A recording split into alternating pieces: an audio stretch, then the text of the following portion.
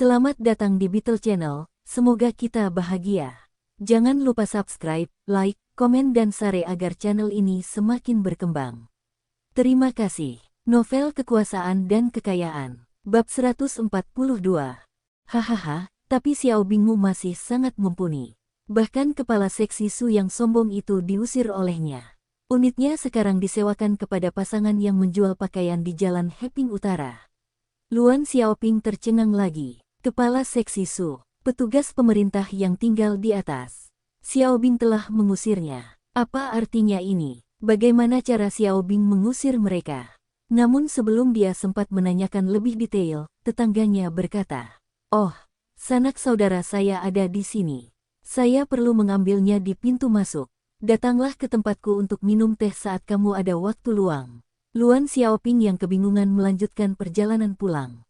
Sepanjang jalan, dia ditakuti oleh suara petasan yang keras. Denting, dentang, denting, dentang. Luan Xiaoping membuka pintu dengan kuncinya. "Sue Bing, aku kembali." "Bungkam, kenapa kamu sangat telat?" "Macet, busnya tertunda." "Kamu pasti Bibi. Selamat tahun baru." Luan Xiaoping terkejut melihat ada dua pria di apartemen itu. Selain putranya, ada pria lain berusia awal 30-an. Dari sekali pandang, dia tahu pria ini pasti juga bekerja dengan pemerintah. Luan Xiaoping menggantung mantelnya dan memasuki unit. "Anda pasti rekan Sue Bing. Selamat tahun baru juga." Dia bingung mengapa rekan putranya datang ke apartemennya pada malam tahun baru. Dia melihat tidak ada segelas air pun di meja kopi, dan dia menatap putranya. "Anda tidak tahu cara menyiapkan teh untuk rekan kerja Anda." Dong Sue Bing tertawa. Dia juga baru saja tiba. Guo Panwei segera berdiri. "Bibi, saya bisa menuangkan sendiri. Biarkan aku yang melakukannya." Guo Panwei mengambil botol air panas dan menuangkan segelas air untuk Luan Xiaoping dan Dong Sue Bing, diikuti oleh dirinya sendiri. Luan Xiaoping tercengang. Dia berpikir dalam hati, "Kalian semua adalah anggota staf di kantor yang sama, mengapa kalian menuangkan air untuk anak saya? Anda juga jauh lebih tua dari anak saya." Setelah berterima kasih kepada Guo Panwei, Luan Xiaoping memandangnya. Bagaimana cara memanggilmu?" Guo Panwei sedang duduk tegak, dengan 1/3 pantatnya menyentuh sofa. Dia menjawab dengan sopan. "Guo Panwei." "Bibi, panggil aku Xiao Guo." "Oh, kamu juga dari kantor urusan umum?" "Ya." Luan Xiaoping terdiam saat melihat Guo Panwei begitu tegang. Dia berpikir dalam hati, apakah aku begitu menakutkan? Semua muridku bilang aku terlihat lembut. Mengapa pria ini begitu gugup saat melihatku? Luan Xiaoping duduk di sofa. "Jangan berdiri di atas upacara. Anggap saja tempat ini sebagai tempatmu sendiri. Bagaimana pekerjaannya? Apakah kalian semua sibuk?" Luan Xiaoping mencoba memulai percakapan. Guo Panwei menjawab dengan punggung tegak. "Ini adalah musim perayaan, dan kami sedikit lebih sibuk dari biasanya." Luan Xiaoping mengangguk. "Bagaimana kinerja Sue Bing kita di tempat kerja? Apakah dia dimarahi oleh para pemimpin?" "Anakku ini dia selalu menyimpan segalanya untuk dirinya sendiri dan tidak memberitahuku apapun." Guo Panwei tercengang, dimarahi.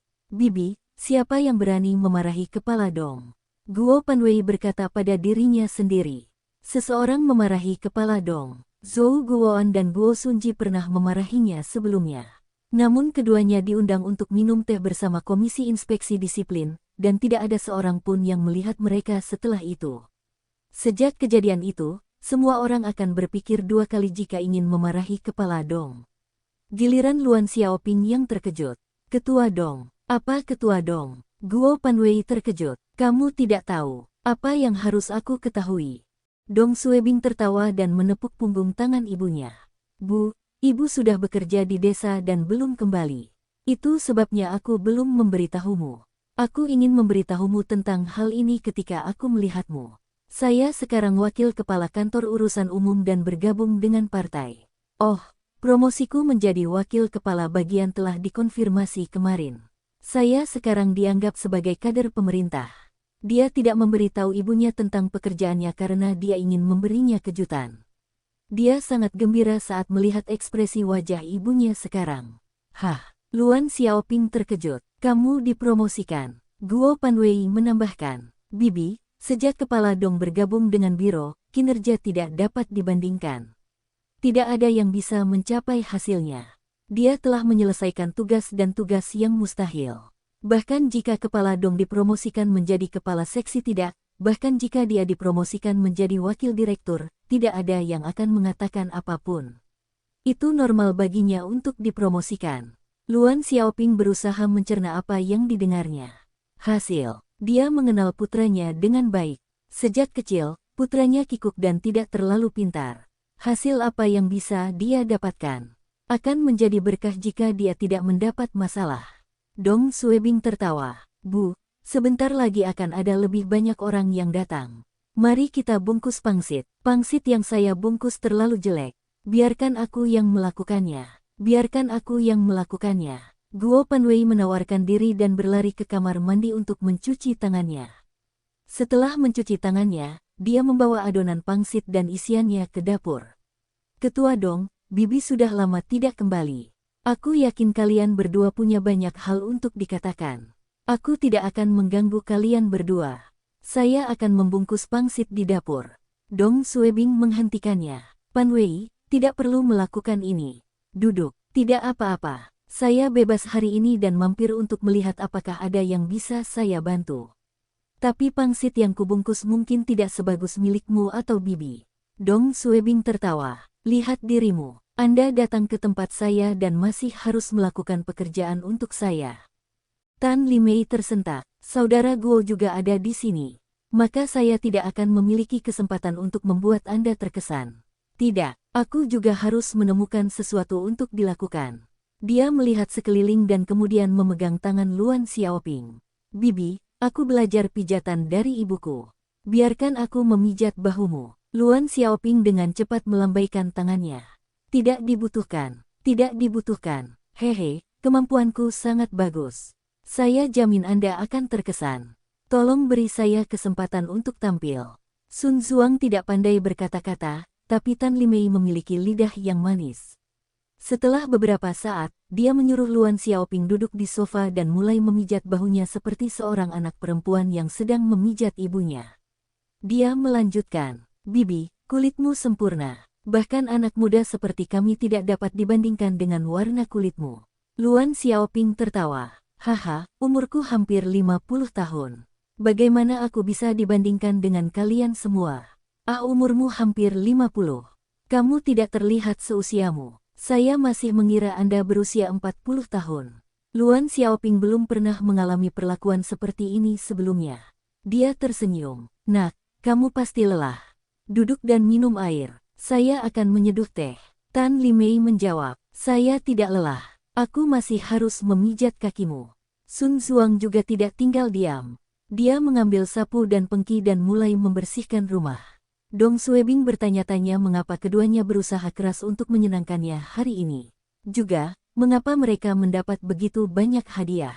Dia ingat Tan Limei pernah menyebutkan bahwa dia membutuhkan bantuannya melalui telepon dan memutuskan untuk membiarkannya.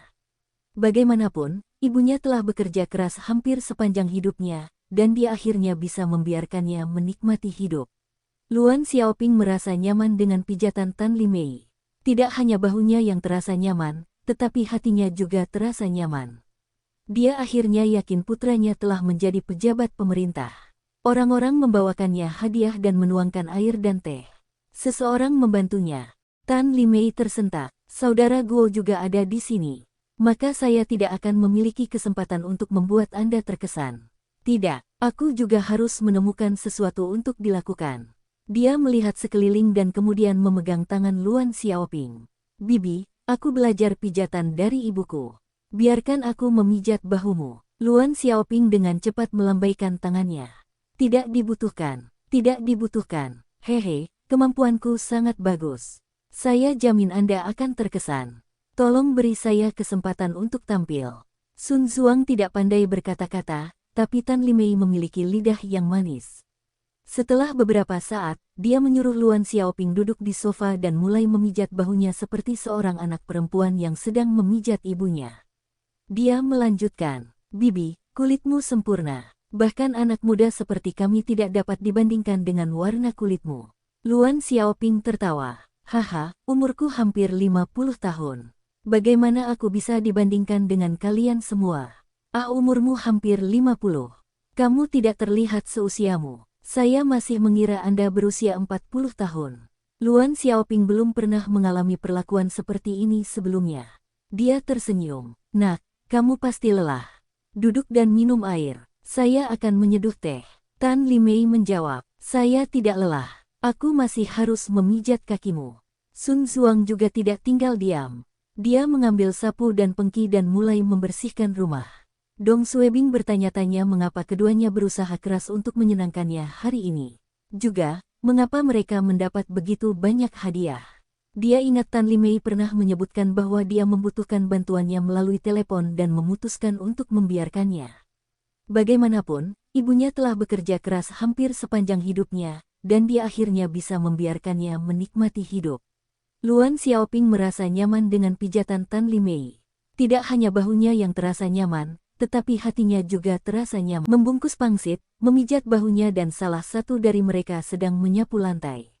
Keluarga mereka belum pernah mengalami perlakuan seperti ini sebelumnya. Anak saya mampu sekarang. Setengah jam kemudian, Guo Panwei keluar dari dapur sambil tersenyum. Ketua Dong, Bibi, saya sudah membungkus semua pangsitnya. Luan Xiaoping merasa menyesal. Terima kasih. Datanglah dan makanlah buah-buahan. Dia memandang Tan Limei yang masih memijat kakinya. Nak, kamu pasti lelah. Anda dapat menghentikan pemijatan sekarang. Datang dan istirahatlah. Saya akan menyiapkan makan siang untuk kalian semua. Guo Panwei dengan cepat menjawab. Tidak perlu. Jika tidak ada lagi yang bisa saya bantu, saya akan pergi. Terima kasih atas tawaranmu. Tan Limei memandang Guo Panwei dan berkata, kami akan segera kembali. Luan Xiaoping sangat gembira mengetahui putranya dipromosikan dan tidak ingin membiarkan mereka kembali. Sebentar lagi jam makan siang. Kalian semua tinggal di sini untuk makan siang. Saya hanya akan menyiapkan beberapa hidangan.